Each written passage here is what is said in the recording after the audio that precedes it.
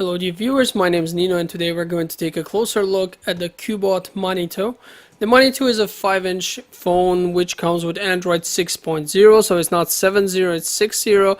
It has 3 GB of RAM, 16 GB of ROM, a camera which is at the back a 13 megapixel one, and in the front we have 5 megapixels. It does support LTE, which is pretty impressive. The CPU inside is an MTK 6737, which is an Octa-Core processor, 64-bit. We have a 2350 mAh battery, dual SIM standby plus microSD card support, and let's just move on actually to what's inside the box and everything else that this review will entail. Now I don't plan for it to be a very lengthy review because as you can see it is a phone for under €100 and it is, while being a cheap phone, still a pretty nice phone, but it does have some flaws. First of all, as we take a look at the phone itself, we're going to notice that it has a very nice pattern at the back. We have a back-facing speaker here and there's nothing out of the ordinary really. We have volume rockers, a power button, we have a charger on top, 3.5mm aux cable going in, and of course a flash for the camera at the back. Now the interesting thing that you will also notice here is that we actually do have an LED light, which is very unusual for these super cheap phones nowadays, although I never understood why, since this is neither a very expensive thing to have nor a very complicated one. As we can see, we can remove the back cover of the phone and we can access the battery without issue, as well as our SIM cards and our microSD card. The beauty of the whole thing is that the microSD and the SIM cards are not sharing a tray, so you can have 2 SIM cards and a microSD card at the same time, not like with some other phones where you have to opt out of one SIM card if you want to use a microSD card. That's one of the beautiful things about having the option to open the back of the phone. And other than that, you can see that we have some illustrations here indicating what goes where, but nothing out of the ordinary. As soon as we start the phone, however, we are going to notice that the phone has these black bars all around the display, and that's something that just really annoying to me. I don't understand why they opted for this. It's a 5-inch phone, the display seems quite small, and unfortunately, obviously it's going to be a 720p display here, nothing